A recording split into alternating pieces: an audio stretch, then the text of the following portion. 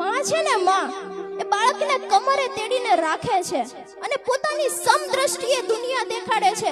પણ આ દુનિયામાં, આ જીવનમાં બાપ જ એવું વ્યક્તિત્વ છે કે પોતાથી પણ ઊંચું એ ખભા પર બેસાડીને બાળકને જોવડાવે છે કે બેટા જો કે આ દુનિયા શું છે, આ દુનિયા કેવી છે.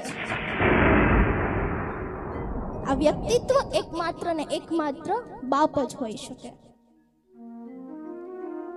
કીધું તું પહેલાની જેમ માં વિશે આ દુનિયામાં ઘણું લખાણું છે સાહેબ, પણ બાપ શબ્દ આવે ને, જેમ જંગલમાં સિંહ ગર્જના કરે અને આખું જંગલ ગજાવી ઉઠે, એમ બાપ શબ્દ આવે ને આપણું હૃદય પણ ગજી ઉઠે છે સાહેબ કે મારો બાપ છે આ.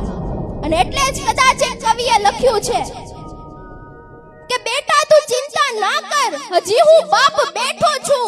બેટા તું તકલીફ હોય તો મને કે, હજી હું બાપ બેઠો છું. બેટા તને શું થયું છે તું ચિંતા ના કર, તો હજી હું બાપ બેઠો છું. બેટા તને જે કંઈ પણ જોઈએ ને તું મારી પાસે માંગી લેજે, હજી હું બાપ બેઠો છું. આ છે બાપ.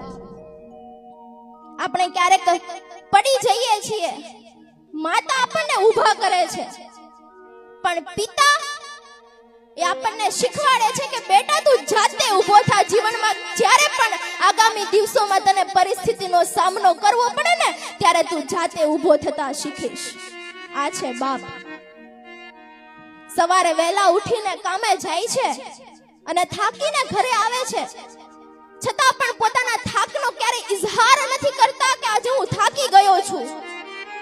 અને બસ એવો જ વિચાર કરે છે કે મારા બાળકો ખુશ હશે કે નહીં, મારા બાળકોનું ભવિષ્ય એ સમર્થક છે કે નથી, મારા બાળકોનું ભવિષ્ય એ ઓકે છે કે નથી.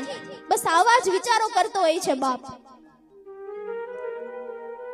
અહીંયા ઘણા બધા બેઠા છે, પણ એક માં જ્યારે આપણને ખીજાય છે ત્યારે આપણને કઈ ફરક નથી પડતો, કેમ કે માના શબ્દો એ પ્રેમાળ શબ્દો લાગે છે આપણને. પણ ક્યારેક આપણને બાપ ખીજાય છે તો આપણને કઠોર લાગે છે, ગુસ્સેલ લાગે છે.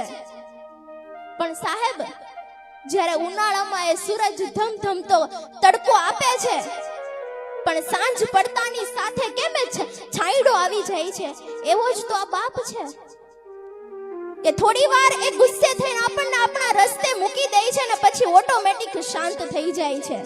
એ છે બાપ.